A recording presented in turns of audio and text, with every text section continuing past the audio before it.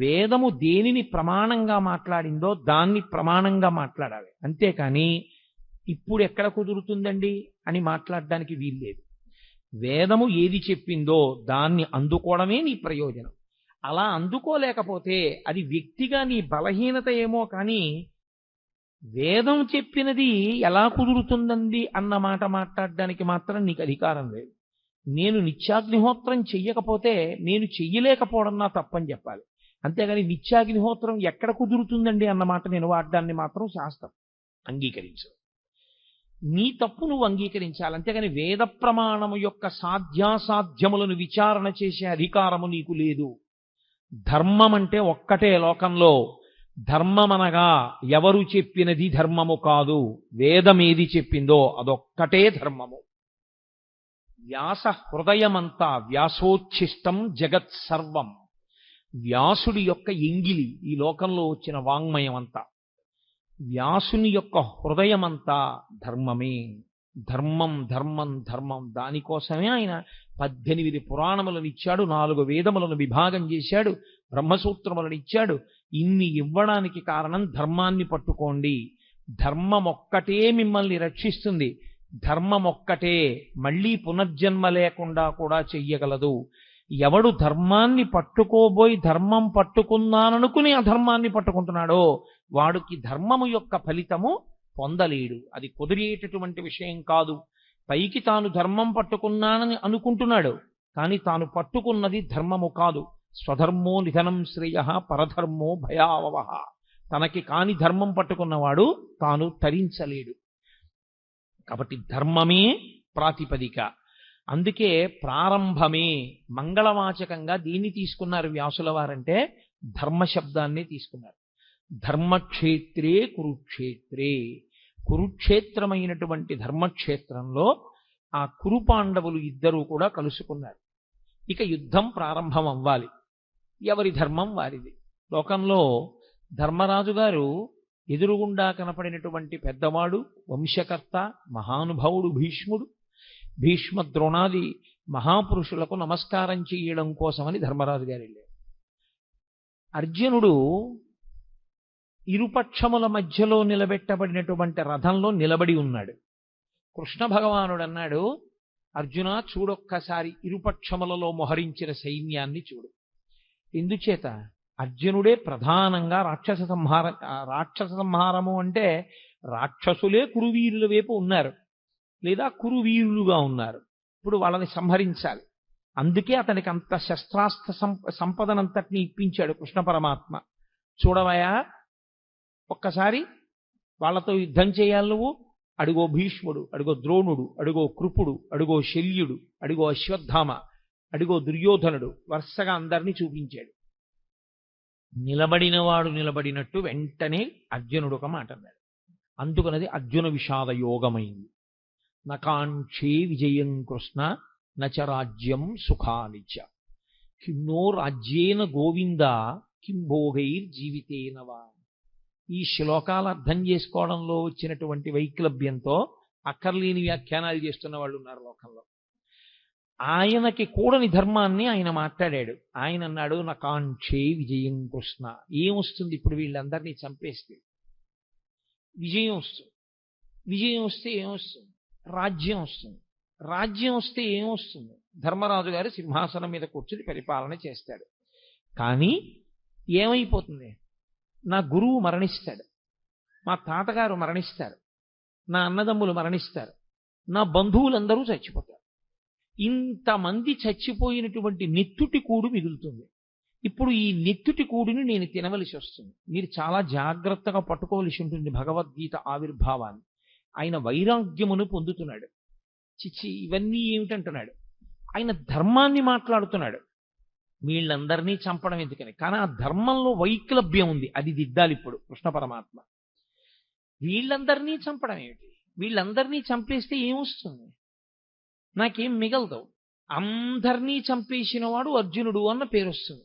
ఇంతమందిని చంపేసి నేను రాజ్య పరిపాలన మొదలు పెడితే నిన్నటి వరకు నా కంటి ముందు ఉన్నటువంటి తాతలు, తండ్రులు, గురువులు, బంధువులు, స్నేహితులు ఇంతమంది మరణించిన తరువాత నేనొక్కడిని మిగిలితే నేను పొందేటటువంటి సంతోషం ఏమిటి? కాబట్టి నాకొద్దు ఈ ఈ ఈ యుద్ధము వద్దు, ఈ విజయము వద్దు, ఈ రాజ్యము వద్దు. ఇప్పుడు ఆయన ఎంత భయవిహ్వలుడైపోయాడంటే అంతటి మహావీరుడైనటువంటి అర్జునుడి చేతులు వణికిపోయాయి. వణికిపోవడంలో ఆయన చేతిలో ఉన్నటువంటి గాంధీవం జారి కింద పడిపోయాడు. కింద పడిపోతే తాను ఎలా నిలబడ్డాడో అలా నిలబడ్డవాడు నిలబడ్డట్టే నీరసం ఆవహించేసి చతికిల పడిపోయాడు. నీరసం ఆవహించి చతికిల పడిపోయాడు అంటే ఆయన శరీరంలో ఇప్పుడు ఏదో ఆరోగ్యపరమైన సమస్య తలెత్తలేదు. ఆయనకి శరీరంలో ఎంత ఆరోగ్యం ఉండాలో అంత ఆరోగ్యము ఉంది, ఎంత బలం ఉండాలో అంత బలము ఉంది. కానీ శరీరమునందుండవలసినటువంటి బలాన్ని, శరీరమునందు ఉన్నటువంటి ఆరోగ్యాన్ని ఏది పాడు చేసేసింది అంటే బలహీనపడిపోయినటువంటి మనస్సు పాడు చేసేసింది. ఇది చాలా గొప్ప విషయం. మీరు ఎంత బలవంతులు అన్నది కాదు, మీ మనస్సు ఎంత జవంతో ఉన్నది అన్నది ప్రధానం. మనస్సుకి జవం లేనివాడు శరీరంతో ఎంత బలం ఉండనివ్వండి ఉపకారం చేయలేడు. ఎందుచేత అంటే మనస్సు భయానికి కానీ శంకకి కానీ లోనైపోయింది అనుకోండి, తాను ఆత్మరక్షణలోకి పడిపోతాడు. పడిపోయి ఒక రకమైనటువంటి భయానికి లోనవుతాడు. తెల్లవారు లేస్తే ప్రత్యేకించి న్యాయస్థానాల్లో మనం నిజమే చెప్తున్నాము అన్నప్పుడు భగవద్గీత మీద ఒట్టు పెట్టించడం అన్నది ఒక స్థితి. అంటే దాని యొక్క వైభవానికి, దాని మీద సనాతన ధర్మంలో ఉండేటటువంటి వ్యక్తులకు ఉన్న విశ్వాసానికి, నమ్మకానికి అది ప్రతీకగా నిలబడుతుంది. ప్రస్థానత్రయంలో ఒకటి భగవద్గీత. సాక్షాత్తు కృష్ణ భగవానుడే కురుక్షేత్ర యుద్ధ భూమి యందు అర్జునునకు బోధించినటువంటి సమస్త ఉపనిషత్ సారాంశము. అన్ని ఉపనిషత్తుల యొక్క సారము భగవద్గీత యందే ఉన్నది. సాక్షాత్తు ఈశ్వరుడైనటువంటి కృష్ణుడే జగద్గురువుగా నిలబడి వసుదేవసుతం దేవం కంసచాణూరమర్దనం దేవకీ పరమానందం కృష్ణం వందే జగద్గురుం. జగద్గురువైనటువంటి కృష్ణుడు. జగద్గురువైనటువంటి కృష్ణుడు అంటే ఆయన జగత్తును ఉద్దేశించి చెప్పలేదుగా భగవద్గీత. మరి జగద్గురు అని ఎందుకు కీర్తింపబడ్డాడు అంటే ఒక దేశము ఒక కాలమునకు కట్టుబడేది కాకుండా ఆయన చేసినటువంటి బోధ ఏదైతే ఉందో అది యుగములు దాటిపోయినా సరే తరించాలనుకునే వాళ్ళందరూ ఎక్కవలసినటువంటి సోపానములన్నింటినీ కృష్ణ పరమాత్మ గురువుగా కూర్చుని ఆ రోజు చేసినటువంటి బోధ అర్జునుణ్ణి మిషగా పెట్టుకుని చెప్పినప్పటికీ అది జగత్తులో ఉన్న ఎవ్వరికి, ఏ ప్రాంతంలో ఉన్నవారైనా, ఏ కాలమునందున్నవారైనా అన్వయించుకుని దాన్ని ఆదర్శంగా ఆచరణాత్మకంగా స్వీకరించిన వారందరూ భగవద్గీత వలన మోక్షప్రాప్తిని పొందగలరు కనుక ఆయన జగద్గురువుగా నిలబడ్డారు. తరువాతి కాలంలో వచ్చిన జగద్గురు శబ్దానికి అర్థం కూడా అది. అందుకని కృష్ణం వందే జగద్గురుం అటువంటి మహానుభావుడు ఆ భగవద్గీతని బోధ చేసి ఉన్నారు. అయితే చిత్రమైనటువంటి విషయం, అర్జునుడితో కృష్ణ భగవానుడికి చాలా కాలం నుంచి సాన్నిహిత్యం ఉంది. కానీ ఆయన భగవద్గీత బోధ చెయ్యలేదు. కురుక్షేత్ర యుద్ధభూమి యందు మాత్రమే బోధ చేశారు. అసలు విచిత్రం ఏమిటంటే సనాతన ధర్మంలో అత్యంత ప్రముఖమైనటువంటివి ఏ ఉన్నాయో అవన్నీ కూడా కేవలం ఒక్క వ్యక్తికి మాత్రమే చెప్పబడ్డాయి. అనేక మందిని కూర్చోబెట్టి చెప్పినవి కావు. ఏవేవి చాలా గొప్పవని మనం అనుకుంటామో అవన్నీ ఒక్కరికే చెప్పారు.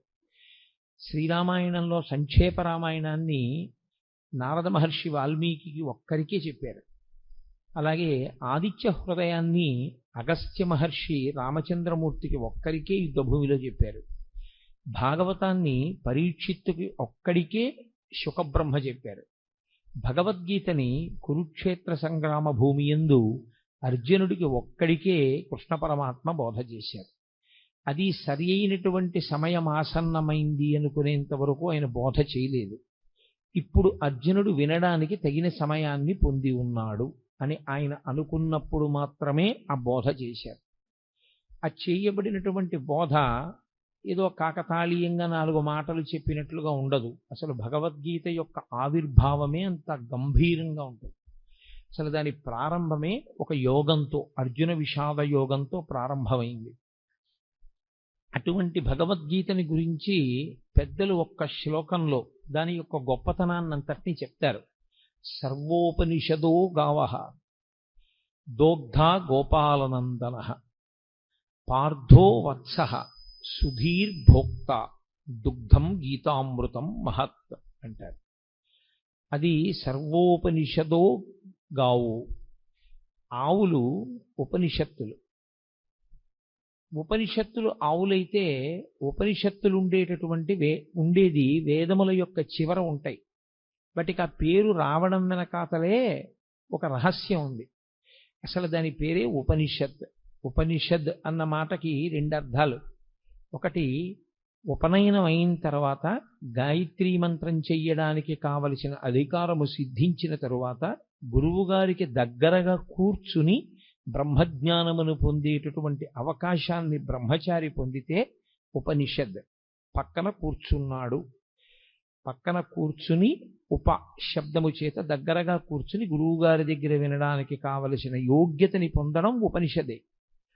షద్ జీర్ణం అవడం జీర్ణము కానిది లోకంలో బ్రహ్మం ఒక్కటే. జీర్ణము కానటువంటి బ్రహ్మమునకు దగ్గరగా గురువుగారు తన యొక్క బోధ చేత తీసుకుని వెళ్ళడం కూడా ఉపనిషద్. అందుకే ఉపనిషత్తులన్నీ కూడా గురు శిష్య సంవాదంగా ఉంటాయి తప్ప అవి అనేక మందికి చేసిన బోధలు కావు. యోగ్యుడైనటువంటి శిష్యుడు మాత్రమే గురువుగారి దగ్గర నేర్చుకుంటాడు.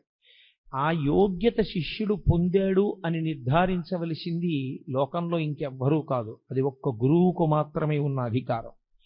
ఇతను ఈ స్థితిని పొంది ఉన్నాడు, ఇప్పుడు నేను బోధ చెయ్యవచ్చు అని గురువు ఎప్పుడు నమ్ముతాడో అప్పుడు మాత్రమే ఉపనిషత్ సారాంశమును బోధ చేస్తారు, లేదా అసలు ఉపనిషత్తుని బోధ చేస్తారు. అటువంటిది సమస్త ఉపనిషత్తుల సారమైనటువంటి భగవద్గీతని బోధ చేయడానికి ఏదో యోగ్యతని చూడవలసి ఉంటుంది కృష్ణ పరమాత్మ. అంతేకాని ఏ యోగ్యతలు లేకుండా ఇక్కడ ఏదో అడిగాడు ఇక్కడ చెప్పేస్తే బాగుంటుందని చెప్పింది కాదు యుద్ధ భూమిలో. అందుకే అది ఇంకొకరికి వినపడదు కూడా, ఒక్క అర్జునుడికే వినపడుతుంది. అది సర్వోపనిషదో గావో.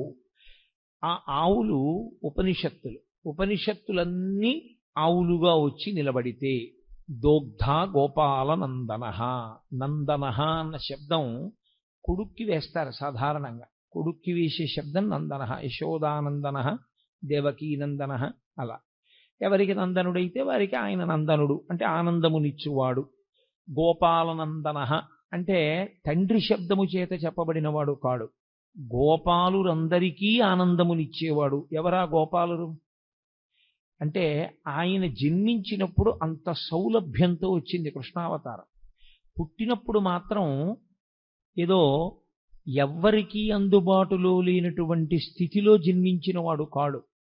అందరికీ అందుబాటులో ఉండడానికి ఎంతగా ఆచారనిష్ట తెలియని వాళ్ళు ఉంటారో అటువంటి వారి మధ్య పుట్టాడు. తలకడిగితే మొలకడగరు, మొలకడిగితే తలకడగరు. అంత ఆచారం తెలియనటువంటి గోపాల బాలుర మధ్య జన్మించాడు. అందుకే ఏ పాములిరుగక ఏ పారుమేటికి పశుల కాపరి ఇంట పాము కలిగి, ఏ కర్మయును లేక వెలయునొక్కడికిని జాతకర్మంబులు సంభవించి, ఏ తల్లి చనుబాలు ఎన్నడెరుగని ప్రోఢ తల్లి యశోదచనుల పాలు త్రవనిరిగి, ఏ హాని వృద్ధుల నిరుగని బ్రహ్మంబు పొదివిటిలో వృద్ధి పొందనుంది, ఏ చదువులనైన ఇట్టిట్టిదనరాని అర్థం అవయవములయందు అందముంది అని ఆ కృష్ణ పరమాత్మ యొక్క జన్మ విశేషం గురించి భాగవతంలో పోతన గారు అంటారు. అందరికీ అందుబాటులో ఉండేటటువంటి గోపాల బాలుడిగా గోపాల బాలుర మధ్య జన్మించాడు. వాళ్లతో కలిసి ఆడుకున్నాడు, వాళ్లతో కలిసి తిరిగాడు. నిజానికి ఆ వచ్చినటువంటి గోపాలురందరూ కూడా మహర్షులందరూ గోపాల బాలురుగా వచ్చారు. కాబట్టి దోగ్ధ గోపాలనందన, పాలు పిండేటటువంటి వాడు కృష్ణ పరమాత్మ. ఆ పాలు పిండడానికి దేంట్లోంచి ఆ పాలు వస్తాయో ఆ ఆవులు ఉపనిషత్తులు. ఉపనిషత్తులు బ్రహ్మమును ప్రతిపాదన చేస్తాయి. ఉపనిషత్తుల యొక్క సారాంశమును చెప్పాలన్నా, ఉపనిషత్ చెప్పాలన్నా తాను ఒక స్థాయిని చేరుకున్నవాడైతే తప్ప చెప్పడానికి అర్హతని పొందడు. కృష్ణ పరమాత్మ జగదాచార్యుడు. అసలు ఆ మాటకొస్తే ప్రతిపాదింపబడవలసినటువంటి బ్రహ్మము ఏది ఉన్నదో అది తానే అయ్యున్నవాడు. బ్రహ్మమును ఎరుగుట చేత తాను బ్రహ్మమవుతాడు ఎవరైనా. బ్రహ్మవిద్ బ్రహ్మైవ భవతి అని. కానీ ఆయన బ్రహ్మవిద్ బ్రహ్మైవ భవతి కాడు, ఆయన స్వయముగా బ్రహ్మము, పరమేశ్వరుడు. అటువంటి కృష్ణుడే ఆచార్యుడయ్యాడు. గురువుకి బ్రహ్మమునకు తేడా చెప్పడం సనాతన ధర్మంలో ఉండదు. గురుర్బ్రహ్మ గురుర్విష్ణు గురుర్దేవో మహేశ్వర గురు సాక్షాత్ పరబ్రహ్మ తస్మై శ్రీ గురవై నమః. అటువంటి గురువయ్యాడు. కాబట్టి సర్వోపనిషదో గావో దోగ్ధ గోపాలనందన. ఏ శిష్యుడి యొక్క స్థాయిని బట్టి ఎలా మాట్లాడాలో ఎలా చెప్పాలో బాగా తెలుసున్నటువంటి కృష్ణ పరమాత్మ గురువుగా, ఆ పాలు ఉపనిషత్తుల యొక్క పాలు పిండేవాడిగా, అంటే సమస్త ఉపనిషత్తుల యొక్క సారమైన భగవద్గీతని బోధ చేసేటటువంటి వాడిగా ఆయన నిలబడ్డాడు. పార్థో వత్సః. ఆవు పాలివ్వాలి అంటే ఓ దూడ ఒకటి ఉండాలి తప్పకుండా. ఇప్పుడు ఆ దూడ ఏం చేయవలసి ఉంటుంది? ఆవు పాలు విడిచిపెట్టడానికి. ఆవు పాలు తయారు చేసేటప్పుడు ఉండేటటువంటి ప్రక్రియ చిత్రంగా ఉంటుంది. అది గబగబా తినేస్తుంది.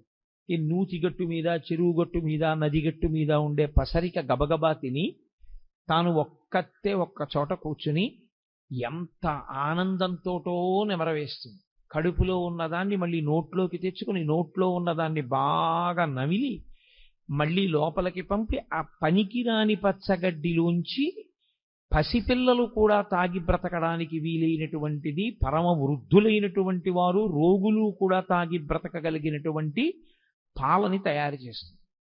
ఇంత గొప్ప పాలు కదా, పంచామృతములలో మొదటిది కదా. ఈ పాలతో శివలింగానికి అభిషేకం చేస్తే అంత మహాత్యం ఉంది కదా. ఈ పాలనివ్వడానికి కారణం, ఏ కారణానికి పాలిస్తుంది? దూడ యొక్క ఆర్తిని చూసి పాలిచ్చేస్తుంది. ఆర్తితో ఉన్న దూడ, అమ్మా నీ వలన తప్ప నా జీవితం ఎలా ఉంది అని ఆర్తి పొందినటువంటి దూడ పరిగెత్తుకుంటూ వచ్చి దాని శిరములు నోట్లో పెట్టుకు చప్పరించి 2 గుద్దులు గుద్దగానే విడిచిపెట్టేస్తుంది పాలు. గురువుగారికి ఉండేటటువంటి లక్షణం ఏమిటంటే, శిష్యులు ఆర్తితో వచ్చి గురువుగారి 2 పాదములు పట్టుకుని, గురువుగారు మీరు తప్ప నాకెవరు దిక్కు అని అడగగానే చెప్పకుండా ఉండలేక లోపల దాచుకోకుండా చెప్పేస్తాడు గురువు. కాబట్టి ఆవు పాలని విడిచిపెట్టడానికి దూడ ఎలా హేతు అవుతుందో, గురువు జ్ఞానబోధ చెయ్యడానికి ఆర్తి కలిగినటువంటి శిష్యుడు అలా కారణం అవుతాడు. కాబట్టి పార్థో వత్సః. ఇప్పుడు పార్థుడు వత్సయ్యి ఆ పాలు రావడానికి కారణమయ్యాడు. ఆవు దూడ అన్ని పాలు తాగదు, అలా త్రాగడానికి అనుమతించరు కూడా. అది పాలు మిగులుస్తుంది. అలా మిగల్చబడినటువంటి పాలు లోకంలో ఎవరెవరు ఆ పాలు కావలసి ఉంటాయో ఆ పాలని ఆ రీతిలో వాడుకుంటారు. ఒకడు త్రాగి బతుకుతాడు, ఒకడు అభిషేకం చేసుకుని తరిస్తాడు, రకరకాలుగా వాడుకుంటారు. అలా సుధీర్భోక్త, ఎవరు ఈ పాలు త్రాగడానికి అర్హులు? సుధీహి అంటే మంచి బుద్ధి కలిగినటువంటి వాడెవరో, వితండవాదన చెయ్యని వాడెవరో, బ్రహ్మమునందు నిశ్చయాత్మకమైన బుద్ధి కలిగిన వాడెవరో, గురువు యందు గౌరవము కలిగిన వాడెవరో, ఎవరు సనాతన ధర్మమునందు విశ్వాసమున్నవాడో, ఎవడు పెడబుద్ధితో వినే లక్షణం లేనివాడో అటువంటి వాడు ఈ పాలు త్రాగటానికి యోగ్యుడు. కాబట్టి సుధీహి భోక్త. అటువంటి పాలని దుగ్ధం గీతామృతం మహత్, ఈ గీత అనబడేటటువంటి అమృతాన్ని త్రాగవచ్చు. పాల సముద్రాన్ని చిలికితే ఒక అమృతం వచ్చింది, పరమేశ్వరుడి నోటిలోంచి ఒక అమృతం వచ్చింది. వాగ్రూపమైనటువంటి అమృతమే గీత. అందుకే ఆ అమృతం తాగడానికి చాలా కష్టం. గరుత్మంతుడే తీసుకొచ్చి దర్భల మీద పెట్టినా నాగులు తాగలేకపోయాయి. కానీ గీతామృతం తాగడానికి సాధారణంగా అందరూ ఏ అవయవంతో తాగుతారో ఆ అవయవంతో తాగక్కర్లేదు. చెవులు దొప్పలు చేసుకుని వినగలిగితే చాలు. ఆ విశ్వాసంతో, ఆ భక్తితో ఎవరు కూర్చుని వింటారో అటువంటి వారందరూ ఈ అమృతాన్ని తాగడానికి అర్హులే. ఈ అమృతాన్ని ఎవరు సేవిస్తారో వాళ్ళకు ఒక లక్షణం ఉంటుంది. అమృతం తాగినవాడు ఇక మళ్ళీ పుట్టవలసిన అవసరం ఉండదు. కాబట్టి ఇదే చిట్ట చివరిసారి శరీరాన్ని విడిచిపెట్టడం. కానీ త్రాగడం అంటూ జరిగినప్పుడు శరీరం ఉంటే కదా తాగాడు, శరీరం లేకుండా త్రాగడం అన్న మాట రాదు. కాబట్టి శరీరంతో ఉన్నాడు కాబట్టి తాగాడు, శరీరంతో ఉన్నాడు కాబట్టి అమృతం తాగాడు, శరీరంతో ఉండి తాగాడు కాబట్టి ఈసారి శరీరం పడవలసిందే. అది ప్రకృతికి సంబంధించిన నియమం. ఈసారి పడడం ఏదుందో అదే చిట్ట చివరిసారి పడ్డాం. ఇంకొకసారి పడవలసిన అవసరం ఎందుకుండదంటే ఇంకొకసారి పుట్టవలసిన అవసరం లేదు కనుక. అంటే జనన మరణ చక్రము నుండి తప్పుకోవడమే అమృతము. ఆ అమృతము నోటితో తాగుతారు, దానికి అధికారము సిద్ధిస్తే. కానీ అలా అధికారం సిద్ధించి త్రాగారు అన్నవాళ్ళు మనకి కనపడరు. కానీ గీతామృతం తాగడానికి మాత్రం ఎల్లరూ యోగ్యులే. దేని చేత యోగ్యత? సుధీహి భోక్త, మంచి బుద్ధి కలిగిన వాడైతే, అటువంటి మంచి నిర్ణయం చేసుకున్నవాడైతే, మనస్సు మంచిదయ్యుంటే, భగవంతుడి గురించి మనం తెలుసుకోవాలనేటటువంటి చిత్తమాలిన్యము లేకుండా కూర్చోగలిగిన వాడైతే అటువంటి వాడు ఈ అమృతమును త్రాగటానికి అర్హుడు. కాబట్టి భగవద్గీత వింటే ఏమొస్తుంది? భగవద్గీత వింటే కొడుకు ఉద్యోగం వస్తుంది, భగవద్గీత వింటే కూతురికి పెళ్ళి అవుతుంది అని ఫలశ్రుతులు చెప్పకూడదు. భగవద్గీత వింటే ఏమవుతుంది అంటే అది బ్రహ్మ విద్య కనుక మళ్ళీ పుట్టవలసినటువంటి అవసరాన్ని తీసేస్తుంది. ఇంకా ఇంతకన్నా గొప్పది మనుష్యుడు కోరవలసినది వేరొకటి ఉండదు. కాబట్టి అంత గొప్ప శక్తిని ఈ గీతామృతము ఇవ్వగలదు. అందుకే పెద్దలు గీత గురించి చెప్తూ ఒక మాట చెప్తారు. గీతతో సమానమైనవి అంటూ ఉంటే లోకంలో ఇంకొక 3 మాత్రమే ఉన్నాయి. అందుకే గంగా, గీత, గాయత్రి, గోవింద ఈ 4 చతుర్గకార సంయుక్తే పునర్జన్మ న విద్యతే. గీత, గంగాచ, గాయత్రి, గోవిందీతి హృది స్థితే. ఎవరు ఈ 4ంటిని గుండెల యందు బాగా ఊంచుకుని నిలబెట్టుకుంటారో, మొదటిది గంగ. గంగని ఇక్కడ పెట్టుకోవడానికి ఏం ఉండదు, గంగ యందు స్నానం చేయాలి. గంగ యందు స్నానం చేస్తే ఏమవుతుంది? గంగ యందు స్నానం చేస్తే పాపములు నశించిపోతాయి. పాపములు నశించిపోతే మళ్ళీ చేయడా? గంగలోంచి బయటకు వచ్చాక చెయ్యడని నమ్మకం ఏం లేదు. కానీ గంగలో స్నానం చేస్తే వచ్చేటటువంటి ఫలితము ఉత్తర జన్మల యందు కనపడుతుంది. కానీ గీత అనబడేటటువంటి గంగని త్రాగినవాడు ఇప్పుడే ఇక్కడే మోక్షానికి అధికారాన్ని పొందుతాడు. 2, అది పరమేశ్వరుని యొక్క శిరస్సుకి తగిలి కింద పడడం వల్ల అంత శక్తిని పొందింది. భవాంగపతితంతోయం పవిత్రమితి పస్పృశు అంటారు వాల్మీకి మహర్షి రామాయణంలో. గంగ హిమవంతుని పెద్ద కూతురిగా పరమేశ్వరుని యొక్క శరీరాన్ని తాకి హిమాలయ పర్వతాల మీద పడి తాను అనేక మార్గములలో ప్రవహించి త్రిపథగా అయింది కాబట్టి గంగకి శక్తి వచ్చింది. ఈ గంగ సాక్షాత్తుగా పరమేశ్వరుడి నోటిలోంచి ఆవిర్భవించినటువంటి ఈ గంగ ఎప్పుడో ఏ జన్మలోనో ఫలితమిచ్చేది కాదు.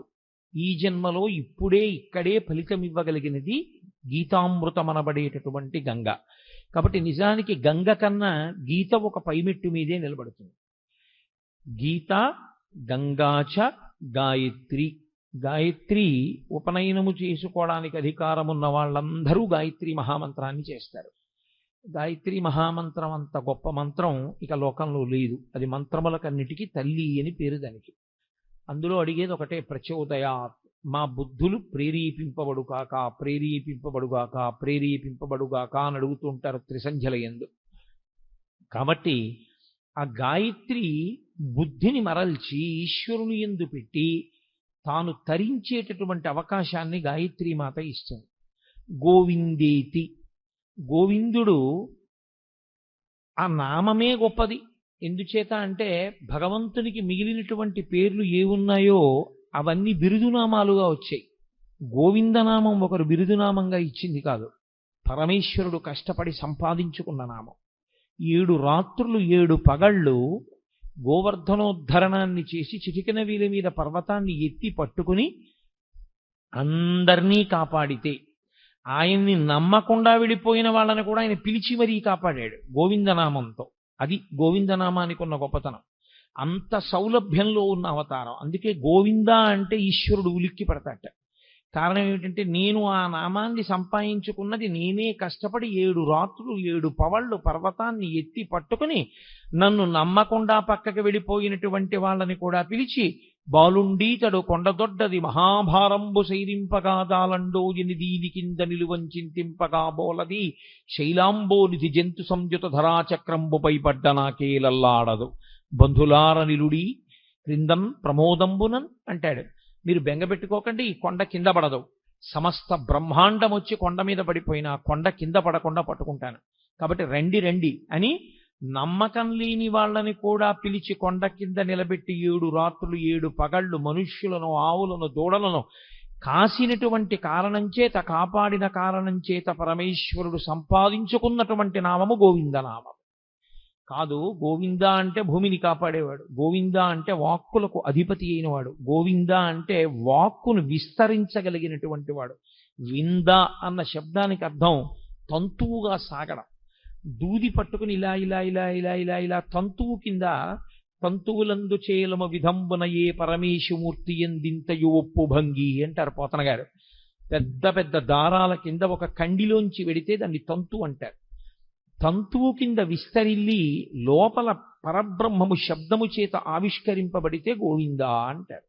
అంతర్బహిశ్చ తత్సర్వం వ్యాప్య నారాయణ స్థిత. నామరూపాత్మకంగా కనపడేటటువంటి జగత్తు కాదని దాని లోపల జీవుడిగా ఉన్నటువంటి బ్రహ్మం ఎవరున్నారో వాడిని గుర్తించడానికి నామరూపాలని ఆధారం చేసుకుని విశ్వమునందు విశ్వనాథుణ్ణి చూడగలిగినటువంటి ప్రజ్ఞాపాఠవములు పెరగగలిగిన స్థితికి గోవింద అని పేరు. కాబట్టి ఆ గోవిందేతి హృదిస్థితే, ఎవరు ఈ 4గింటిని గుండెలలో పెట్టుకుంటారో అంటే సంతతము ఈ 4గింటిని స్మరణ చేస్తూ ఉంటారో అటువంటి వారందరూ కూడా పునర్జన్మ న విద్యతే, ఇక వాళ్ళు మళ్ళీ వేరొక శరీరాన్ని పొందవలసినటువంటి అవసరము ఉండదు. వాళ్ళు ఈ శరీరమే ఆఖరిసారి పడిపోవడం తప్ప వేరొకసారి శరీరము పడవలసిన అవసరం ఉండదంటే అసలు పుట్టనే పుట్టరు. అంత గొప్పవి ఈ 4. అంత గొప్పవైనటువంటి 4లో ఒకటి గీత. ఈ గీత ఆవిర్భవించినటువంటి విధానం చాలా ఆశ్చర్యకరమైనటువంటి స్థితిలో ఆవిర్భవించింది. మీకు తెలుసు, మహాభారతంలో ఎంత కాదు కాదు కాదు అని పక్కకి తీసుకెళ్లడానికి ప్రయత్నం చేసిన ఈశ్వరుని యొక్క అవతార ప్రయోజనమే రాక్షస సంహారము కనుక ధర్మమును నిలబెట్టడం కనుక కురుక్షేత్రంలో కురుపాండవులు కలుసుకోవడం యుద్ధం కోసం అనివార్యమైంది. తీరా ఇద్దరూ వచ్చి కలుసుకున్నారు. ఇక యుద్ధం ప్రారంభం అవ్వాలి. ధర్మరాజు గారు పెద్దలకి నమస్కారం చేయడానికి వెళ్ళాడు. అంతవరకు అందులో ధర్మదోషమేం లేదు. వాళ్ళు కలుసుకున్నది కూడా ఎక్కడ అంటే ధర్మక్షేత్రే కురుక్షేత్రే, ధర్మక్షేత్రమైన కురుక్షేత్రంలో కలుసుకున్నారు. వ్యాస భగవానుడు గీతామృతాన్ని ప్రారంభం చేస్తూనే ధర్మ శబ్దంతో ప్రారంభం చేస్తాడు. ధర్మ అంటే పట్టుకోవలసినది, పట్టుకోవడంలో వైక్లభ్యం వస్తే మిమ్మల్ని రక్షించనిది అని గుర్తు. నేను ఒక కుక్క నా మీదకి వస్తున్నప్పుడు నా చేతిలో ఉన్న కర్రని నేను జాగ్రత్తగా పట్టుకోవాలి. అసలు నేను కుక్కని చూసి వణికిపోవడంలో నా చేతి కర్ర జారిపోయింది అనుకోండి, అప్పుడు ఇక ఆ కర్ర నన్ను రక్షించదు. నేను పట్టుకుని ఉన్నంత కాలమే నన్ను రక్షిస్తుంది తప్ప పట్టుకోనికుండా ఉన్నది రక్షించేది కాకుండా పోయేది ఏది ఉంటుందో దానికి ధర్మం అని పేరు. అందుకే నేను తరచు మనవి చేస్తుంటాను, అమరకోశం ధర్మము అన్న మాటని వ్యాఖ్యానం చేస్తే ధ్రియతేవా జనైరితి ధర్మం అంటే. ఉపన్యాసాలు చెప్పడానికి పనికొచ్చేది కాదు ధర్మం అంటే, పుస్తకాల్లో చదువుకోవడానికి పనికొచ్చేది కాదు ధర్మం అంటే. అందుకే కఠినమైన నేను మాట చెప్తూ ఉంటాను, ఉపన్యాసాలకి వెళ్ళడం దేవాలయంలోకి వెళ్ళడం కాదు ధర్మం అంటే, బొట్టు పెట్టుకోవడం ధర్మము అని చెప్తూ ఉంటాను. కాబట్టి ధర్మము అంటే ధ్రియతేవా జనైరితి ధర్మం, తాను అనుష్ఠించనిది తనని రక్షించదు. మీకెంత తెలుసు అన్నది మిమ్మల్ని ఎప్పుడూ రక్షించదు. వేదము ఏది చెప్పిందో అది మీరు పట్టుకోగలరా? ఎవరేది చెప్పారన్నది ప్రమాణము కాదు. నేనొకటి చెప్పచ్చు, ప్రమాణం కాదు. ఎంతటి మహాత్ముడైనా కావచ్చు, ఆయన చేసింది ప్రమాణం కాదు, ఆయన చెప్పింది ప్రమాణం కాదు. ఎక్కడి వరకు ప్రమాణం? వేదము చెప్పిన దానితో అంగీకరించి మాట్లాడితే అంతవరకే ప్రమాణం. వేదము చెప్పిన దాన్ని వ్యతిరేకించి మాట్లాడితే ఎక్కడ వరకు వేదాన్ని అంగీకరించి మాట్లాడాడో అక్కడ వరకు ప్రమాణవాక్కు మాట్లాడాడని, వేద వ్యతిరేకమైన మాట్లాడినదంతా కూడా దుస్తర్కం చేశాడని అంటారు. దుస్తర్కాస్తు విరమ్యతాం అంటారు శంకరాచార్యుల వారు. దుస్తర్కము చెయ్యవద్దు. వేదో నిత్యమధీయతాం తదుదితం కర్మస్వనుష్ఠీయతాం. వేదం ఎలా చెప్పిందో అలాగే చెయ్యాలి. వేదము దేనిని ప్రమాణంగా మాట్లాడిందో దాన్ని ప్రమాణంగా మాట్లాడాలి. అంతేకాని ఇప్పుడు ఎక్కడ కుదురుతుందండి అని మాట్లాడడానికి వీల్లేదు. వేదము ఏది చెప్పిందో దాన్ని అందుకోవడమే నీ ప్రయోజనం. అలా అందుకోలేకపోతే అది వ్యక్తిగా నీ బలహీనత ఏమో కానీ వేదం చెప్పినది ఎలా కుదురుతుందండి అన్న మాట మాట్లాడడానికి మాత్రం నీకు అధికారం లేదు. నేను నిత్యాగ్నిహోత్రం చెయ్యకపోతే నేను చెయ్యలేకపోవడం నా తప్పని చెప్పాలి. అంతేగాని నిత్యాగ్నిహోత్రం ఎక్కడ కుదురుతుందండి అన్నమాట నేను వాడడాన్ని మాత్రం శాస్త్రం అంగీకరించదు. నీ తప్పు నువ్వు అంగీకరించాలి. అంతేగాని వేద ప్రమాణము యొక్క సాధ్యాసాధ్యములను విచారణ చేసే అధికారము నీకు లేదు. ధర్మం అంటే ఒక్కటే లోకంలో.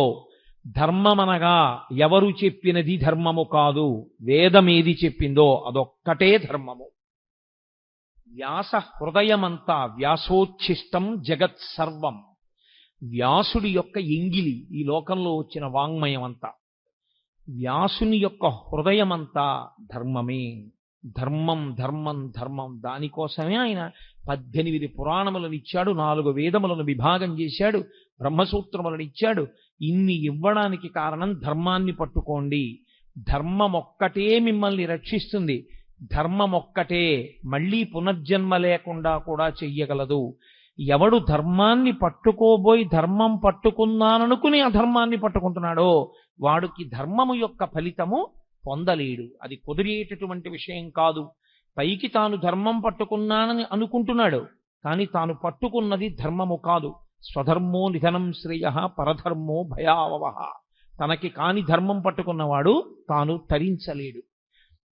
కాబట్టి ధర్మమే ప్రాతిపదిక.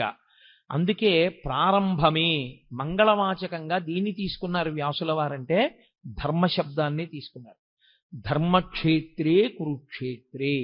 కురుక్షేత్రమైనటువంటి ధర్మక్షేత్రంలో ఆ కురుపాండవులు ఇద్దరూ కూడా కలుసుకున్నారు. ఇక యుద్ధం ప్రారంభం అవ్వాలి. ఎవరి ధర్మం వారిది. లోకంలో ధర్మరాజు గారు ఎదురుగుండా కనపడినటువంటి పెద్దవాడు, వంశకర్త, మహానుభావుడు భీష్ముడు. భీష్మ ద్రోణాది మహాపురుషులకు నమస్కారం చేయడం కోసమని ధర్మరాజు గారు వెళ్ళారు. అర్జునుడు ఇరుపక్షముల మధ్యలో నిలబెట్టబడినటువంటి రథంలో నిలబడి ఉన్నాడు. కృష్ణ భగవానుడు అన్నాడు, అర్జున చూడొక్కసారి ఇరుపక్షములలో మొహరించిన సైన్యాన్ని చూడు. ఎందుచేత అర్జునుడే ప్రధానంగా రాక్షస సంహారము అంటే రాక్షసులే కురువీరుల వైపు ఉన్నారు, లేదా కురువీరులుగా ఉన్నారు. ఇప్పుడు వాళ్ళని సంహరించాలి. అందుకే అతనికి అంత శస్త్రాస్త్ర సంపదనంతటిని ఇప్పించాడు కృష్ణ పరమాత్మ. చూడవయా, ఒక్కసారి వాళ్ళతో యుద్ధం చేయాలి నువ్వు. అడుగో భీష్ముడు, అడుగో ద్రోణుడు, అడుగో కృపుడు, అడుగో శల్యుడు, అడుగో అశ్వత్థామ, అడుగో దుర్యోధనుడు, వరుసగా అందరినీ చూపించాడు. నిలబడినవాడు నిలబడినట్టు వెంటనే అర్జునుడు ఒక మాట అన్నాడు. అందుకనది అర్జున విషాద యోగమైంది. నకాంక్షే విజయం కృష్ణ నచ రాజ్యం సుఖానిచ కిన్నో రాజ్యేన గోవింద కిం భోగైర్జీవితేనవా. ఈ శ్లోకాలు అర్థం చేసుకోవడంలో వచ్చినటువంటి వైక్లభ్యంతో అక్కర్లేని వ్యాఖ్యానాలు చేస్తున్న వాళ్ళు ఉన్నారు లోకంలో. ఆయనకి కూడని ధర్మాన్ని ఆయన మాట్లాడాడు. ఆయన అన్నాడు, నకాంక్షే విజయం కృష్ణ. ఏమొస్తుంది ఇప్పుడు వీళ్ళందరినీ చంపేస్తే? విజయం వస్తుంది.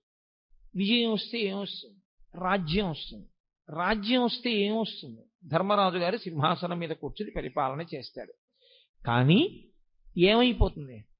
నా గురువు మరణిస్తాడు, మా తాతగారు మరణిస్తారు, నా అన్నదమ్ములు మరణిస్తారు, నా బంధువులందరూ చచ్చిపోతారు. ఇంతమంది చచ్చిపోయినటువంటి నెత్తుటి కూడు మిగులుతుంది. ఇప్పుడు ఈ నెత్తుటి కూడిని నేను తినవలసి వస్తుంది. మీరు చాలా జాగ్రత్తగా పట్టుకోవలసి ఉంటుంది భగవద్గీత ఆవిర్భావాన్ని. ఆయన వైరాగ్యమును పొందుతున్నాడు. చిచ్చి ఇవన్నీ ఏమిటంటున్నాడు. ఆయన ధర్మాన్ని మాట్లాడుతున్నాడు. వీళ్ళందరినీ చంపడం ఎందుకని, కానీ ఆ ధర్మంలో వైక్లభ్యం ఉంది, అది దిద్దాలి ఇప్పుడు కృష్ణ పరమాత్మ. వీళ్ళందరినీ చంపడం ఏమిటి, వీళ్ళందరినీ చంపేస్తే ఏమొస్తుంది, నాకేం మిగలదు. అందరినీ చంపేసిన వాడు అర్జునుడు అన్న పేరు వస్తుంది. ఇంతమందిని చంపేసి నేను రాజ్య పరిపాలన మొదలు పెడితే నిన్నటి వరకు నా కంటి ముందు ఉన్నటువంటి తాతలు, తండ్రులు, గురువులు, బంధువులు, స్నేహితులు ఇంతమంది మరణించిన తరువాత నేనొక్కడిని మిగిలితే నేను పొందేటటువంటి సంతోషం ఏమిటి? కాబట్టి నాకొద్దు ఈ ఈ యుద్ధము వద్దు, ఈ విజయము వద్దు, ఈ రాజ్యము వద్దు. ఇప్పుడు ఆయన ఎంత భయవిహ్వలుడైపోయాడంటే అంతటి మహావీరుడైనటువంటి అర్జునుడి చేతులు వణికిపోయాయి. వణికిపోవడంలో ఆయన చేతిలో ఉన్నటువంటి గాంధీవం జారి కింద పడిపోయాడు. కింద పడిపోతే తాను ఎలా నిలబడ్డాడో అలా నిలబడ్డవాడు నిలబడ్డట్టే నీరసం ఆవహించేసి చతికిల పడిపోయాడు. నీరసం ఆవహించి చతికిల పడిపోయాడు అంటే ఆయన శరీరంలో ఇప్పుడు ఏదో ఆరోగ్యపరమైన సమస్య తలెత్తలేదు. ఆయనకి శరీరంలో ఎంత ఆరోగ్యం ఉండాలో అంత ఆరోగ్యము ఉంది, ఎంత బలం ఉండాలో అంత బలము ఉంది. కానీ శరీరమునందుండవలసినటువంటి బలాన్ని, శరీరమునందు ఉన్నటువంటి ఆరోగ్యాన్ని ఏది పాడు చేసేసింది అంటే బలహీన పడిపోయినటువంటి మనస్సు పాడు చేసేసింది. ఇది చాలా గొప్ప విషయం. మీరు ఎంత బలవంతులు అన్నది కాదు, మీ మనస్సు ఎంత జవంతో ఉన్నది అన్నది ప్రధానం. మనస్సుకి జవం లేనివాడు శరీరంతో ఎంత బలం ఉండనివ్వండి ఉపకారం చేయలేడు.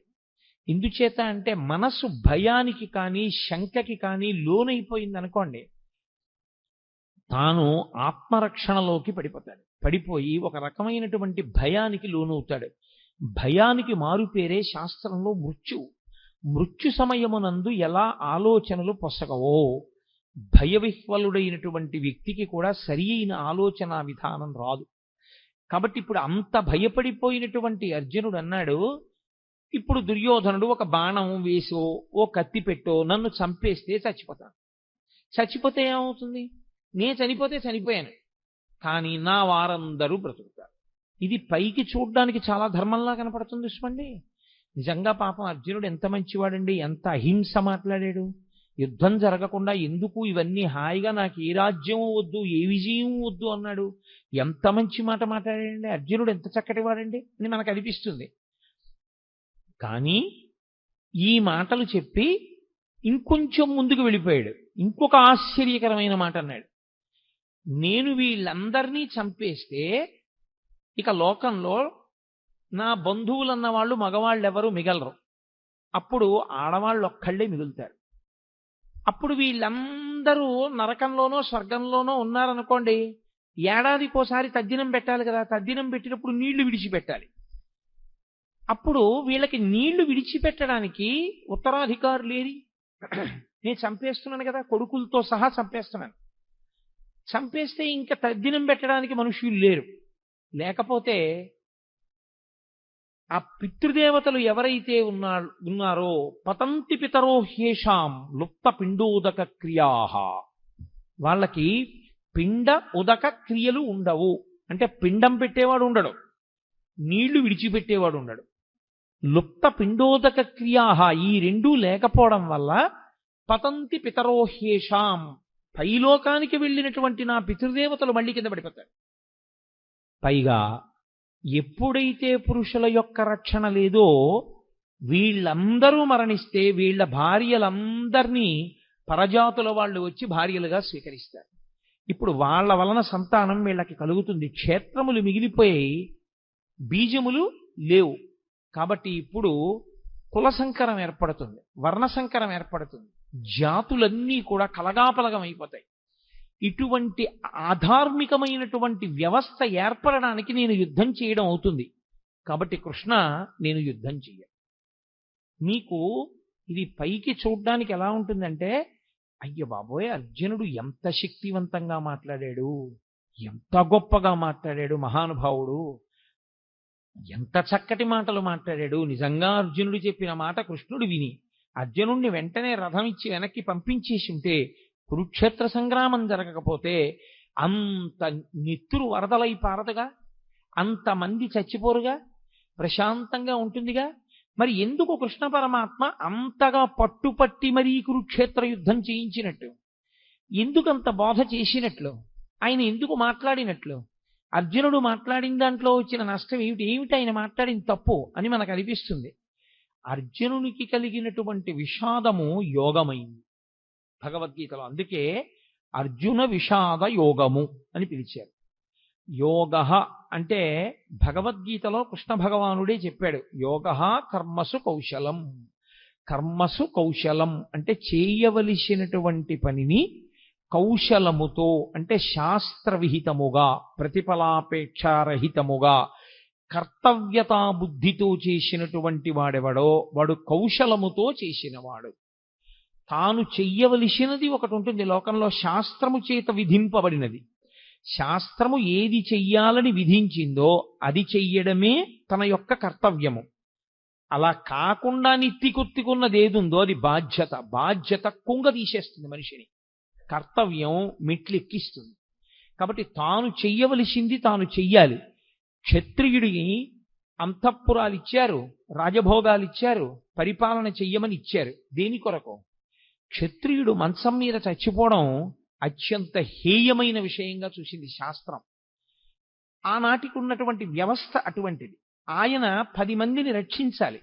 అందుకే తనకి వైరం ఉందా లేదా అనవసరం, తనకి వైరం ఉన్నా లేకపోయినా తాను మాత్రం అమాయకులను పీడించేటటువంటి వాళ్ళని నిగ్రహించడం కోసం యుద్ధభూమికి వెళ్ళి అలా అమాయకుల్ని పాడు చేసేటటువంటి వాళ్లతో చేసేటటువంటి యుద్ధంలో తాను శరీరం విడిచిపెట్టినా తాను స్వర్గానికి వెడతాడు తప్ప, తనకి అక్కర్లేని ధర్మం నెత్తి మీద వేసుకుని తన కర్తవ్యాన్ని తాను విస్మరిస్తే, తాను ప్రశాంతంగా శాంతి బోధ చేస్తూ తాను మరణిస్తే, లోకంలో ఉన్న వాళ్ళందరినీ బాధ పెడుతున్నటువంటి రాక్షస శక్తుల్ని దునుమాడవలసినటువంటి వాడు తన కర్తవ్యాన్ని తాను నిర్వర్తించకుండా అక్కరలేని కర్తవ్యాన్ని తెచ్చి తన నెత్తి మీద పెట్టుకుని ఆ కర్తవ్య నిర్వహణ చేత తాను శరీరం విడిచిపెడితే అటువంటి వాడు అధమలోకాలకు వెళ్ళిపోతాడు, అధమ ఉపాధుల్లోకి వెళ్ళిపోతాడు. కాబట్టి ఎవరు చెయ్యవలసినటువంటి కర్తవ్యాన్ని వాళ్ళు చెయ్యవలసి ఉంటుంది. ఇప్పుడు అర్జునుడికి వచ్చినటువంటి పెద్ద వైక్లభ్యం ఎక్కడొచ్చిందంటే, ధర్మము అన్నదాన్ని ఒకదాన్ని పట్టుకున్నాడు. సంపడం తప్పు, అందులో సందేహం లేదు. భూతదయ అన్ని ధర్మములలోకి గొప్ప ధర్మం, నిష్కారణంగా చంపకూడదు. కానీ ధర్మమును నిలబెట్టడం కోసం ధర్మాన్నే పాడు చేస్తున్న వాళ్ళు ఎవరున్నారో అటువంటి వాళ్ళని సంహరించి ధర్మాన్ని నిలబెట్టవలసినటువంటి కర్తవ్యం క్షత్రియుడి. అసలు తాను చెయ్యవలసిన ధర్మాన్ని, తన కర్తవ్యాన్ని తాను విస్మరించి తాను అక్కర్లేని ధర్మాన్ని ఒకటి నెత్తి మీద పెట్టుకున్నాడు. ఇక్కడ వచ్చింది సమస్య అంతా. అక్కరలేని వైరాగ్యాన్ని నెత్తి మీద పెట్టుకుని అక్కరలేని విషయాన్ని తాను అన్వయం చేసుకుని తాను చెయ్యవలసిన అవసరం లేని పని తాను చేస్తానని, తాను చెయ్యవలసిన పనిని తాను చెయ్యనని భీష్మించుకోవడం చేత తాను పాడవడమే కాకుండా ఇప్పుడు లోకంలో అధర్మం నిలబడకుండా చెయ్యవలసిన వాడు అలా చెయ్యకపోతే అధర్మము విచ్చలవిడిగా పెరిగిపోతుంది. కనుక తద్దోషము అర్జునుడికి రాకుండా మళ్లీ ధర్మాన్ని నిలబెట్టడానికి ధర్మం విషయంలో అతను ఎక్కడ పొరపాటు పడుతున్నాడో ఆ పొరపాటుని దిద్దవలసి ఉంది. అది అడ్డుపెట్టి మాట్లాడుతున్నది అర్జునుణ్ణి. కానీ అసలు మన ధర్మం ఏమిటి, మనం ఏం చెయ్యాలి, మనం ఎందుకు పాడవుతుంటాం, మనకి మళ్ళీ మళ్ళీ ఎందుకు పునర్జన్మ కలుగుతూ ఉంటుంది, ఈ రహస్యాలన్నీ తెలుసుకోవాలనుకుంటున్నటువంటి వాడికి కృష్ణుడు చేసినటువంటి భగవద్గీత బోధని వినడం తప్ప, దాన్ని ఆచరణలోకి తెచ్చుకోవడం తప్ప తప్పించుకోవడానికి పునర్జన్మని వేరొక మార్గం మాత్రం ఉండదు. అందుకే ఆనాడు అర్జునుడికి చెప్పడం అన్నది మిష. కానీ మనం కూడా అందరము అటువంటి కురుక్షేత్రంలోనే నిలబడతాం. మనందరికీ కూడా ధర్మం విషయంలో మీమాంస, ధర్మం విషయంలో అనుమానం. ఏం చెయ్యాలో తెలియదు, ఏం చెయ్యకూడదో తెలియదు. చెయ్యకూడనివన్నీ తాను ఎత్తుకుంటాడు. అసలు తాను చెయ్యవలసింది తాను చెయ్యడు. ఎలా తరిస్తాడు? తాను తరించలేడు దానివల్ల. అందుకని నీవేది చెయ్యాలో తెలుసుకుని నువ్వు అది చెయ్యడంలో నువ్వు నైపుణ్యాన్ని సాధించాలంటే, అటువంటి కౌశలమును నువ్వు పొందాలంటే, ఆ కౌశలము చేత నువ్వు యోగమును పొందాలంటే అనేన యుజ్యతే ఇది యోగ అంటాడు పతంజలి. అనేకముగా ఉన్నవి ఒక్కటిగా మారి ఆ ఒక్కటిగా నువ్వు నిలబడి ఒకటి యందు ప్రవేశించి ఒకటిగా అనుభవాన్ని పొంది రెండవది లేదు కనుక భయాన్ని పొందకుండా శరీరాన్ని విడిచిపెట్టగలిగినటువంటి సాక్షి మాత్రపు శక్తిని నువ్వు పెంపొందించుకొనగలిగితే దానికి యోగమని పేరు. ఇప్పుడు అర్జునుడు పొందినటువంటి కష్టం ఏదుందో దానికి జవాబు చెప్పాలి. చిత్రం ఏమిటంటే 1వ అధ్యాయం మొత్తం మీద అర్జున విషాద యోగంలో కృష్ణ భగవానుడు ఎక్కడా మాట్లాడలేదు. ఎందుచేత అంటే ఎవడికి ధర్మం విషయంలో అనుమానం ఉందో, ఎవడు పొరపాటు జీవితం గడుపుతున్నాడో, ఎవడు ఈ అయోమయంలో ఉన్నాడో వాణ్ణి ముందు తనకున్న అయోమయం అంతా మాట్లాడినివ్వాలి. అందుకని ముందే నోరు నొక్కేశారనుకోండి, అసలు నన్ను చెప్పనిస్తే కదండి అంటాడు. అందుకని ముందు మాట్లాడినివ్వాలి. ఎంత మాట్లాడతాడో అంతా మాట్లాడనిచ్చి అప్పుడు తాను మాట్లాడాలి ఆచార్యుడు. అందుకే 2వ అధ్యాయం వచ్చేంత వరకు అసలు కృష్ణ భగవానుడు నోరు విప్పలేదు. మనం డాక్టర్ గారి దగ్గరికి వెడతాం. డాక్టర్ గారి దగ్గరికి వెడితే డాక్టర్ గారు మనకున్నటువంటి అనారోగ్యాన్ని అడుగుతాడు. మనకేం తెలుసు అంటే దేని మూలంగా రోగం వచ్చిందో మనకి తెలియదు. వచ్చిన రోగం వల్ల మనం పడుతున్న బాధ ఒకటే మనకి తెలుసు. మనం ఏం చెప్పగలం? మన బాధ ఒకటే చెప్పగలం డాక్టర్ గారికి. ఏమిటో డాక్టర్ గారు సాయంకాలం అయ్యేటప్పటికి జ్వరం వచ్చేస్తుందండి, పొద్దున్న తిన్నది జీర్ణం అవుతుంది, రాత్రి 7 గంటలు 6 దాటిందంటే ఇంకా ఒళ్ళు వేడెక్కుతుంది, ఏది తిన్నా జీర్ణం అవ్వదు సరికదా, వాంతి అయిపోతుందండి, రాత్రి పూటే ఉంటుంది. వీడు బాధ ఒకటే చెప్తూ ఉంటాడు. వింటూ డాక్టర్ గారు ఏం ఆలోచిస్తాడంటే వీడికి సాయంకాలం 6 అయ్యేటప్పటికి జ్వరాన్ని కల్పించగలిగినటువంటి సూక్ష్మాంగ జీవి ఏది ప్రవేశించి ఉంటుంది, దాని వలన వీడిలో ఏ రకమైనటువంటి జ్వరం ప్రకోపించి వీడికి జీర్ణం కాకుండా ఆహారం బయటికి వెళ్ళిపోతుంది. ఇప్పుడు మందు దేనికి వెయ్యాలంటే మూలానికి వెయ్యాలి. ఏ సూక్ష్మక్రిమి శరీరంలో ప్రవేశించడం చేత అతనికి సాయంకాలం జ్వరం వచ్చి తిన్న పదార్థం జీర్ణం కాకుండా వాంతవుతోందో ఆ సూక్ష్మక్రిమి మీద అతను ఔషధాన్ని ఇవ్వాలి. అంతేకాని వాంతి అయిపోకుండా ఏం చేయాలో లవంగమొక నవలాలో ఏలక్కాయ నవలాలో చెప్పడానికి అతని భార్యే చాలు, పక్కింట్లో ఉన్న వాళ్ళే చాలు, డాక్టర్ గారు అక్కర్లేదు దానికి. డాక్టర్ గారు చెప్పవలసింది మూలాన్ని ఛేదించాలి. అర్జునుడు మాట్లాడితే అర్జునుడు మాట్లాడిన మాటల వెనక ఛేదింపబడవలసినటువంటి మూలాల్ని కృష్ణ పరమాత్మ పట్టుకున్నాడు. ఇది అందుకే భవద్భీషిణి అయింది. గీతకి భవద్భీషిణి అని పేరు ఉండడానికి కారణం అదే. సంసారము అంటేనే అయోమయం, సంసారం అంటేనే రాగద్వేషములు. మీరు కొంచెం జాగ్రత్తగా పట్టుకోగలిగితే సంసారమునకు మారు పేరే రాగద్వేషములు. రాగము ద్వేషము ఈ రెండు ఎప్పుడుంటాయి? ఇంకొకడు ఉంటే కదండి. ఇప్పుడు నాకన్నా ఇంకొకడు ఉన్నాడు అనుకోండి, అప్పుడు నేను వాడిని ప్రేమిస్తే రాగం, నాకు వాడి మీద సంతోషంగా ఉండి వాడిని నేను అభిమానిస్తే నాకు వాడి మీద రాగం ఉన్నది. నేను వాడి మీద కోపం పెట్టుకుంటే నాకు ద్వేషం ఉన్నది. అసలు రెండవది లేదు ప్రపంచంలో, ఒక్కటే ఉన్నది. రాగమునకు కానీ ద్వేషమునకు కానీ ఏమైనా కారణం ఉందా? ఇంకో వస్తువు లేదు, ఉన్నదొక్కటే, పరబ్రహ్మం ఒక్కటే ఉంది. ఆ ఉన్న ఒక్క పరబ్రహ్మము ఎలా ఉన్నది? ఇన్నిగా కనపడుతున్నా కాదురా, ఇన్ని యథార్థమునకు ఉన్నదొక్కటే. అన్ని నగలుగా కనపడుతున్నా ఉన్నదొక్క బంగారమైనట్టు, అనేక కుండలుగా కనపడుతున్నా ఉన్నదొక్క మన్నైనట్టు, అనేక కడవలలో పోసిన ఉన్నది ఆ ఆవు పాలైనట్టు, అనేకమైన ఆవులున్నా అన్నిటి యొక్క పాలలో ఉన్న ధర్మము ఒక్కటైనట్టు, మనకి ఉన్నది ఒక్కటే పదార్థము అని తెలిసిందనుకోండి, ఇప్పుడు ప్రేమించడానికి లేదు, ద్వేషించడానికి లేదు. కాబట్టి ఇప్పుడు అర్జునుడికి రాగము పుట్టింది, ద్వేషము పుట్టింది. ద్వేషం ఎవరి మీద పుట్టిందంటే తన మీదే పుట్టింది. అయ్యో నేను వీళ్ళని చంపేస్తాను, వీళ్ళని చంపేస్తే ఇదిగో వీళ్ళందరూ పాడైపోతారు, వీళ్ళందరూ పాడైపోతారు, వాళ్ళ మీద ఒక పిచ్చి రాగం పట్టుకుంది, వాళ్ళ మీద ఒక పిచ్చి ప్రేమ, అర్థం లేని ప్రేమ పట్టుకుంది, కాబట్టి నేను వీళ్ళని చంపను. ఈ రాగద్వేషములనేటటువంటివి ఏర్పడడానికి కారణము రెండవ వస్తువు ఉండడం. ఇప్పుడు ఈ రెండవ వస్తువు ఉన్నది అనేటటువంటిది ఏదో, దానినే మోహము అని పిలుస్తారు శాస్త్రంలో. అజ్ఞానావస్థ, అవిద్య, దాని చేత వచ్చినటువంటి అయోమయావస్థ. ఈ అయోమయం పోవాలి అంటే గురుబోధ వినా మార్గం ఉండదు. కాబట్టి ఇప్పుడు కృష్ణుడు గురువుగా నిలబడి మాట్లాడాలి. అందుకు ఆయన మాట్లాడుతున్నాడు. ఇప్పుడు కృష్ణుడు మాట్లాడితే ఏమవుతుంది? అర్జునుడికి ఏ మోహము తనకున్నదని తనకి తెలియదో అది పోయిందని తెలుస్తుంది. తనకి ఉన్నప్పుడు ఇది ఉంది, అందుకు ఇలాంటి ఆలోచనలు వచ్చాయని తెలియదు. పోయి మళ్ళీ తనకి ధర్మం తెలిసిపోయాక తనకేం పోయిందో తెలుస్తుంది. అందుకే గీత అంతా అయిపోయిన తర్వాత నీకేమర్థమైంది అని అడిగాడు. నాకు భగవద్గీత అర్థమైందని చెప్పలేదు. నష్టో మోహ స్మృతిర్లబ్ధ. నేను ఏ మోహము, ఏ అజ్ఞానము, ఏ అవిద్య నన్ను పట్టుకుందో అది పోయింది. నాకు ఏది ఇంత పూర్వం తెలిసి ఉన్నదో అది ఇప్పుడు మళ్ళీ నాకు తెలిసి వచ్చింది. అంటే జ్ఞానము మీద కమ్ముకున్నటువంటి మేఘములు ఎగిరిపోయి ఈ స్థితి మళ్ళీ నువ్వు బోధించడం చేత నాకు కుదిరింది. అందుకని ఇప్పుడు అర్జునుడు అవధి లేనటువంటి అజ్ఞానంతో మాట్లాడేశాడు.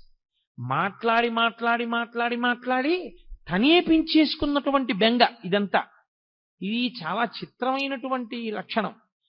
సాగిపోయినంత కాలం బాగుంటుంది. ఏదైనా ఒక సమస్య వచ్చేందనుకోండి, ఆ సమస్య వచ్చేటప్పటికీ తానుగా నిలబడి కర్మఫలాన్ని అనుభవించేసేయగలిగినటువంటి శక్తి అందరి యందు ఉండడం సాధ్యమయ్యే విషయం కాదు. చాలా చాలా కష్టం. అక్కడికి వచ్చేటప్పటికి గిజగిజగిజలాడిపోయి ఖచ్చితంగా ద్వైతీభావంలోకి వెళ్ళిపోతాడు. వాడు నేను రెండు భావాలు వస్తాయి. అభిమానము చేత కాని ద్వేషము చేత కాని వచ్చేస్తుంది. అది ఈ వచ్చినప్పుడు మాట్లాడడమే చాలా కష్టం. అక్కడ ఆ భావనల నుంచి శిష్యుణ్ణి పైకెత్తి స్వధర్మం దగ్గర నిలబెట్టాలి. మళ్ళీ ఏది ధర్మమో దాని యందు నిలబెట్టాలి. అది నిలబెడుతున్నాడు ఆయన. ఇప్పుడు ఆయన నిలబెట్టడంలో ఒక్క అర్జునుడు కాదు అలా నిలబడేది. గీత చదువుకుంటున్న వాళ్ళందరూ అటువంటి ధర్మక్షేత్రంలో, అటువంటి కురుక్షేత్రంలో నిలబడ్డవాళ్ళే. మనం అందరం కూడా రాగము ద్వేషము ప్రతి క్షణం. చిత్రం ఏమిటంటే రాగము శాశ్వతముగాను ఉండదు, ద్వేషము శాశ్వతముగాను ఉండదు. ఒకప్పుడు మీరు అపారమైన రాగముతో ఉన్న వ్యక్తి మీరు అపారముగా ద్వేషించే వ్యక్తి, మీరు అపారముగా ద్వేషించే వ్యక్తి మీరు అపారముగా ప్రేమించే వ్యక్తి మారిపోతుంటుంది. ఇప్పుడు రాగము ద్వేషము మారడానికి వ్యక్తియా కారణము, మనస్సా కారణము? ఏది తనకి అనుకూలమో అది జరగకపోవడం చేత ద్వేషం వచ్చింది. ఏది తనకి అనుకూలము కాదో అది జరగడం వల్ల ద్వేషం వచ్చింది. ఇప్పుడు ఈ రాగద్వేషములు రెండూ పోవడానికి అవిద్య పోవాలి. ఈ అవిద్య పోవాలి అంటే అది గురువుగారు మాట్లాడితే తప్ప శిష్యుడికి పోదు. కాబట్టి ఇప్పుడు ఏం చేస్తాడంటే అవిద్యలో విడుతున్నవాడు విశేషమైన చిత్తభ్రాంతికి, చిత్తమాలిన్యానికి, భయానికి లోనైపోతాడు. ఈ భయానికి అంతుండదు. ఇంకా ఎంత భయంతోటో వెర్రిముర్రి ఆలోచనలన్నీ పెరిగిపోతుంటాయి. ఈ పెరిగిపోతూ వెళ్ళిపోతూ ఉండడం అనేటటువంటిది అర్జునుడి విషయంలో ఎక్కడ వరకు వెళ్ళిపోయిందంటే, అదిగో పైనుంచి పితృదేవతలు పడిపోతారు, వాళ్ళకి పిండాలుండవు, ఉదక క్రియలుండవు. ఆ తరువాతి కాలంలో వాళ్ళ భార్యల యందు జన్మించేటటువంటి సంతానం అంతా కూడా కులసంకరం అయిపోతుంది. ఇంతమందిని చంపేసి నాకెందుకు ఈ నెత్తిటికూడు, ఎన్నిన్ని పెద్ద మాటలు మాట్లాడేస్తున్నాడు, అక్కర్లేనివన్నీ మాట్లాడేస్తున్నాడు. మాట్లాడనిచ్చాడు, బాగా మాట్లాడనిచ్చాడు. ఇంత అర్జునుడు ఏమైపోయాడో తెలుసా అండి? ఇంతమంది శత్రువుల్ని అస్త్రప్రయోగం చేసి చంపగలిగినటువంటి అర్జునుడు తన మనసు తనకి బరువైపోతే, తన చిత్తము మలినమైపోతే, తాను పెంచుకున్న భయానికి తాను వశుడైపోతే, తాను గాంధీవం వదిలేసి కూలబడిపోయి కృష్ణ పరమాత్మ యొక్క కాళ్ల మీద పడిపోయి బావా బావా అని పిలిచేటటువంటి వాడు ఒక ఆశ్చర్యకరమైనటువంటి మాట అన్నాడు. నేను నీకు శిష్యుణ్ణి అని. మాం త్వం ప్రపన్నః, నేను నిన్ను శరణాగతి చేస్తున్నాను. నువ్వు ఏం చేయాలో తెలుసా? శిష్యుడనైన నన్ను ఉద్ధరించాలి. నాకు మార్గం తెలియట్లేదు. ఇదే అతను చేసిన చాలా మంచి పని. ఏమైనా ఉంటే అర్జునుడు ధర్మక్షేత్రమైన కురుక్షేత్రంలో చేసినటువంటి ఈ పని వల్ల భగవద్గీత పుడుతోంది. ఈ పని వల్ల గీతామృతం వస్తోంది. ఈ పని వల్ల వచ్చినటువంటి గీతామృతం కాలంతో దేశంతో సంబంధం లేకుండా మానవాళిని తరింపచేస్తూనే ఉంది.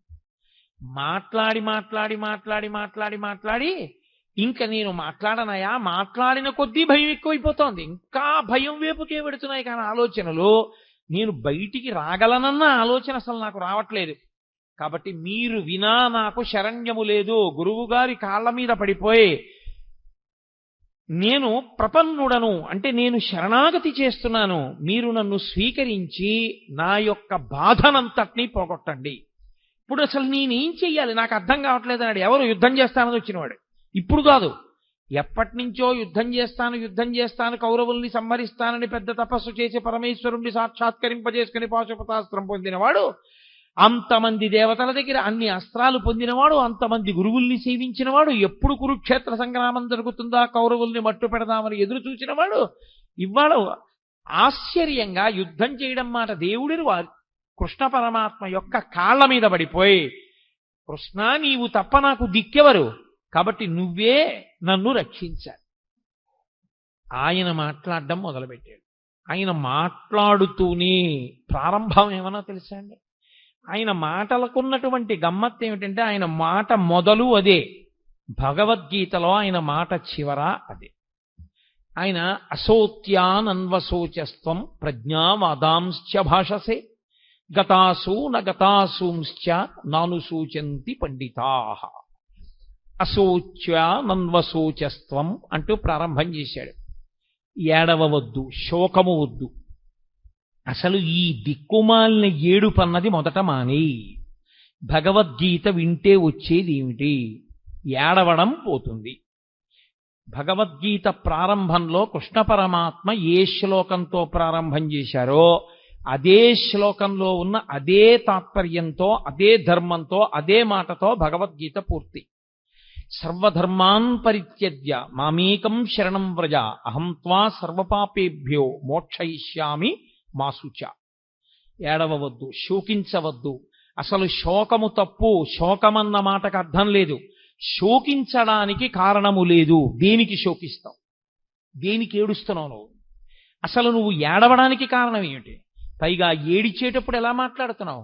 అశోచ్యానంద్వశోచస్తం ప్రజ్ఞావాదాంశ్చ భాషసే. వాత పెట్టి మాట్లాడాడు. ఒక గురువు ఎలా మాట్లాడాలో అలా మాట్లాడాడు. ప్రజ్ఞావాదాంశ్చ భాషసే. 4 పుస్తకాలు జరిగితే మాట్లాడడం అనుకుంటున్నావా? లేకపోతే ఏదో నీ బుద్ధికి తోచింది మాట్లాడడం అనుకుంటున్నావా? ఏమిటి పెద్ద పెద్ద మాటలు మాట్లాడుతున్నావు? ధర్మం అంటున్నావు, యుద్ధం చేయనంటున్నావు, నేను చంపేస్తానంటున్నావు, నేను చంపేస్తే వీళ్ళు చచ్చిపోతారంటున్నావు, పతంతి పితరో హ్యేషాం లుప్త పిండోదక క్రియా అంటున్నావు, ఉత్తరగతుల గురించి మాట్లాడుతున్నావు, కుల సంకరం గురించి మాట్లాడుతున్నావు. ఏమిటివన్నీ? నువ్వు మాట్లాడగలిగిన మాటలు అనుకుంటున్నావా? నీకు తెలిసి మాట్లాడుతున్నాను అనుకుంటున్నావా? వీటికి ఏడవవలసిన వాడివి నువ్వు అనుకుంటున్నావా? అసలు ఏడవవలసిన అవసరం ఒకటి ఉందనుకుంటున్నావా లోకంలో? అశోచ్యానన్వశోచస్త్వం ప్రజ్ఞావాదాంశ్చ భాషసే గతాసూ నగతాసూంశ్చ నానుసూచంచి పండితాః. అసలు పండితుడైన వాడు ఏడవడు. తీర్పిస్తూ ప్రారంభం చేశాడు ఆయన. ఎవడు ఏడవడు? పండితుడు ఏడవడు. పండితుడు అంటే 4 పుస్తకాలు చదువుకున్నవాడు, 3 శ్లోకాలు బట్టి పట్టినవాడు కాడు. పండాహ అంటే ఆత్మజ్ఞానమున్నవాడు. అందుకే పోతన గారికి సహజ పండితుడని పేరు. ఆయన మహానుభావుడు. అందుకే శ్రీకైవల్య పదంబు చేరుటకునై చింతించదన్ లోకరక్షయికారంభకు భక్తపాలన కళా సంరంభకున్ దానవోద్రేక స్తంభకు కేలిలోల విలస దృగ్జాల సంభూత నానా కంజాత భవాండ కుంభకు మహానందాంగనాఢింబకున్నని చెప్పుకున్నాడు. శ్రీకైవల్య పదంబు చేరుటకునై పునరావృత్తిరహిత శాశ్వత శివ సాయుధ్య స్థితి కొరకు నేను భాగవతాన్ని ఆంధ్రీకరిస్తున్నానన్నాడు. కాబట్టి ఎవరు ఆత్మజ్ఞానము కలిగిన వారో వాళ్ళు అసలు ఏడవరు. ఏడవడానికి కారణం ఎందుకు? ఈ శరీరం పోతుందని ఏడుస్తున్నావా? మళ్ళీ వెంటనే శరీరం వస్తుంది. ఇది పడిపోగానే ఎంతోసేపు పట్టదు శరీరం రావడానికి. రవీంద్రనాథ్ ఠాగూర్ చెప్పినట్టు తల్లి ఒక స్తనం దగ్గర పిల్లవాడికి పాలిస్తున్నది, ఈ స్తనం నుంచి ఈ స్తనం దగ్గరికి పిల్లవాడిని మార్చుకోవడం ఎంతసేపు పడుతుందో జీవుడు ఒక శరీరాన్ని విడిచిపెట్టి ఇంకొక శరీరాన్ని పొందడానికి అంతే సమయం పడుతుంది. అదేం పెద్ద విశేషం కాదు. ఈ శరీరం పోతే ఇంకో శరీరం వస్తుంది. నీ దృష్టిలో ఏమిటి చంపేయడం అంటే? వాళ్ళందరి శరీరాలు పోతాయి, వాళ్ళు కనపడరు. నీ బుర్ర. ఈ శరీరం పోతే ఇంకో శరీరం వస్తుంది. ఏమిటి చచ్చిపోతుంది? కాబట్టి శరీరమునకు చావు లేదు. ఈ శరీరం పడిపోతోందేమో, ఇంకో శరీరం వస్తోంది. శరీరమునందున పంచభూతములే. పంచభూతములు లేని శరీరం ఇంకోటి లేదు. పృథివీ ఆపస్తేజో వాయు ఆకాశములే ఉండాలి ఇందులో ఉన్న. కాబట్టి వాళ్ళు ఏ శరీరంలో కొన్నా పంచభూతాలతోనే ఉంటారు. కాబట్టి ఈ రాజులు లేని రోజు లేదు, ఉన్నారు. ఆత్మ ఉండదంటావా? ఎప్పుడూ ఉన్నది ఆత్మ.